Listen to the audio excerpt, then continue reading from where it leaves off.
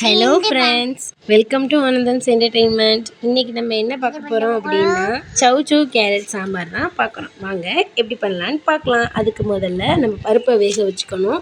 So அதுக்கு சம அளவு துவரம்பருப்பையும் பாசிப்பருப்பையும் ஆட் பண்ணிக்கலாம்.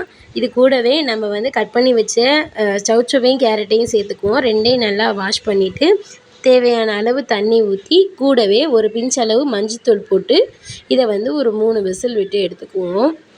ஸோ மஞ்சத்தூளை போட்டுக்குவோம். மஞ்சத்தூள் போட்டு நல்லா ஒரு 3 விசில் விட்டோம்னாலே நல்லா குக் ஆயிரும். இடையில என் பாப்பாவோட சவுண்டு வரும், யாரும் எதுவும் நினச்சிக்காதீங்க. ஸோ இப்போ 3 விசில் விட்டாச்சு. ஸோ இப்போ நல்லா ரெண்டுமே நல்லா குக் ஆகிருக்கு. இப்போ ரெண்டையுமே நம்ம செப்பரேட் பண்ணிக்கலாம். நம்மளோட வெஜ்ஜஸ் தனியாகவும் நம்மளோட பருப்பு தனியாகவும் எடுத்துக்கலாம்.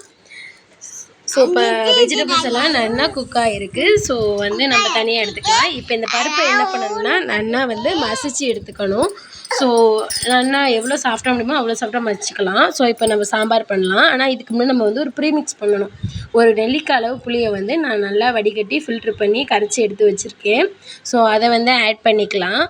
இது கூடவே நம்ம தேவையான அளவு உப்பு, அப்புறம் உப்பு ஆட் பண்ணிக்கிறேன். நான் கல்லுப்பு தான் இன்றைக்கி நான் ஆட் பண்ணிக்க போகிறேன்.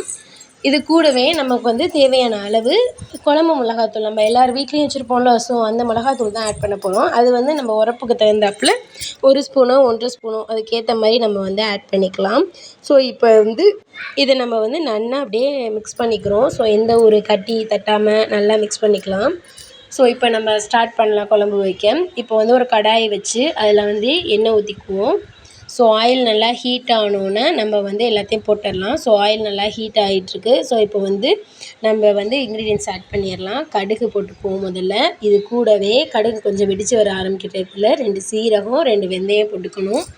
ஸோ எல்லாம் நல்லா பொரிஞ்சு வரப்போ நம்ம இப்போ என்ன பண்ணணும்னா கருவேப்பிலை ஆட் பண்ணிக்கணும். ஸோ பொரிஞ்சிருத்து, நம்ம கருவேப்பிலை ஆட் பண்ணிக்கலாம். ஸோ கருவேப்பிலையும் நல்லா பொரிஞ்சு வந்தோன்னே நம்ம ஒரு 5-6 சின்ன வெங்காயம் நான் எடுத்து வச்சுருக்கேன். ஸோ நல்லா கொஞ்சம் ஃப்ளேவராக இருக்கும். ஸோ அதனால் 5-6 பல்லு சின்ன வெங்காயத்தையும் நம்ம நல்லா இது பண்ணிக்கலாம். நல்லா கொஞ்சம் ஃப்ரை பண்ணிக்கணும். நமக்கு அந்த ஃப்ளேவர் வர்ற வரைக்கும் நம்ம நல்லா அதை வதக்கிக்கணும். ஸோ அந்த ஃப்ளேவர் வர்றது, இந்த ஃப்ளேவர் வந்தோன்னே நல்லா அந்த ஃப்ளேவர் வந்தோடனே நம்ம என்ன பண்ணணும்னா நம்ம இப்போ செஞ்சு வச்சோம்ல ப்ரீமிக்ஸு, அதை நம்ம ஆட் பண்ணுவோம். ஸோ அதை நம்ம ஆட் பண்ணிக்கலாம். நல்லா வந்துடுது. ஸோ இதை ஆட் பண்ணியாச்சு. இதை நல்லா கொதிக்க விடணும். ஸோ நல்லா கொதிக்குது. இது நல்லா கொதிச்சுன்னு இருக்கச்ச நம்ம கட் பண்ணி வச்சு வேக வச்ச வெஜிடபிள்ஸ் இருக்குன்னா அதையும் தூக்கி அதில் ஊற்றி அதையும் நல்லா வேக வைக்க நல்லா கொதிக்க விடணும். ஸோ ரெண்டும் நல்லா கொதிச்சுன்னு இருக்கச்ச நம்ம ரெடி பண்ணி வச்சுருந்த பருப்பையும் நம்ம ஆட் பண்ணணும்.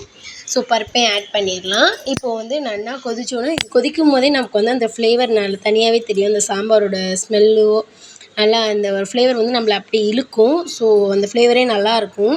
ஸோ இது நல்லா கொதிக்க விடணும். ஒரு 5 to 7 மினிட்ஸ் நல்லா கொதிக்க விட்டோம்னா நமக்கு சாம்பார் ரெடி ஆகிடும். ஸோ நல்லா கொதிச்சுட்டுருக்கு. நமக்கு மோரோவர் எல்லாமே ஃபினிஷ் ஆகிடுது. இது கூடவே நம்ம கொத்தமல்லி தழையை போட்டு இறக்கணுன்னா சுவையான சாம்பார் ரெடி.